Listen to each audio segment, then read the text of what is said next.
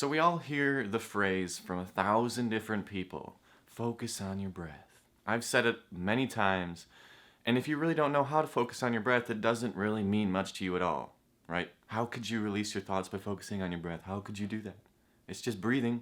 How could you alter your mind? All right.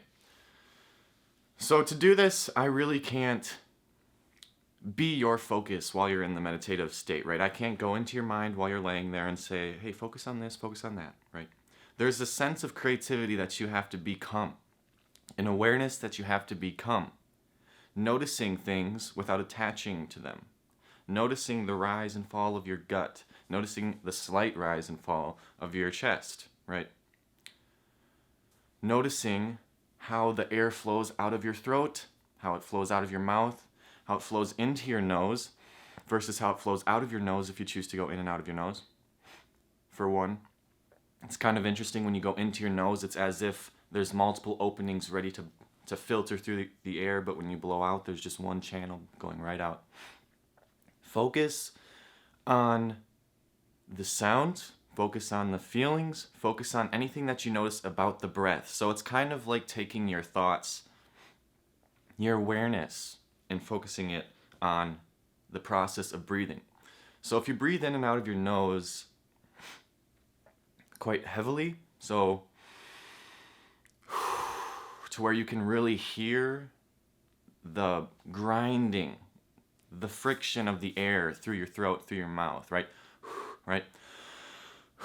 That is like an instant dissolving of thought when you breathe out. So that's what I like to really focus on, is whenever I get in thought loops while I'm meditating and I just can't really get out of it, just take a big, big breath. Not one that's too much to put me out of the relaxed body state, right? Because a lot of times I've been doing this lately where my hands are on my chest, and the chest rises and falls a lot less than the stomach. So my hands can still remain quite at peace and unmoved while breathing large amounts, okay? But anyways, again, large breath. You don't think about it, all right? You become aware. Now, how do you do this in terms of your body? How do you become aware of your body? Let's extend it out. When you be aware of the feeling of your hand, you don't think about your hand. You don't think about the outline of this physical space. You don't think about the hand itself. You don't think about the surface of it.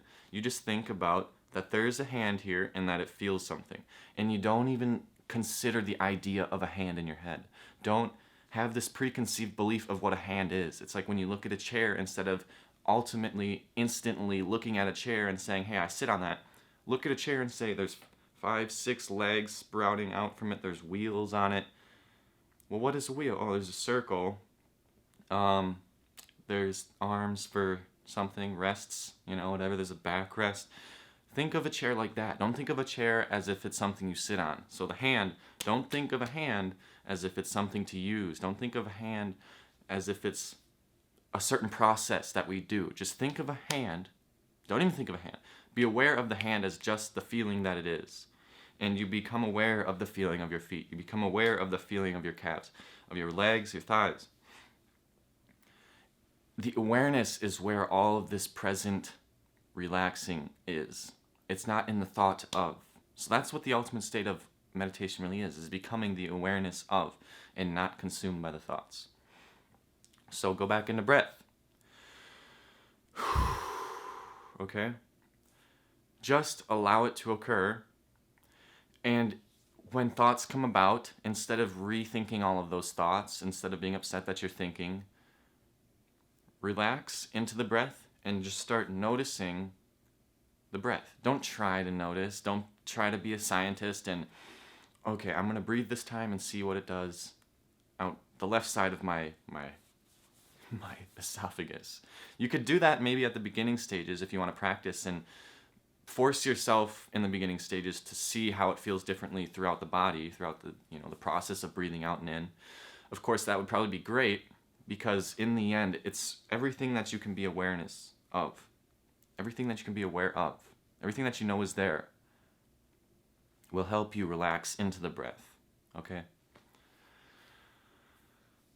So no, magic doesn't just happen from breathing. It has to be a relaxing effort. It's not an effort in the sense that you have to go about the egoic pattern of trying.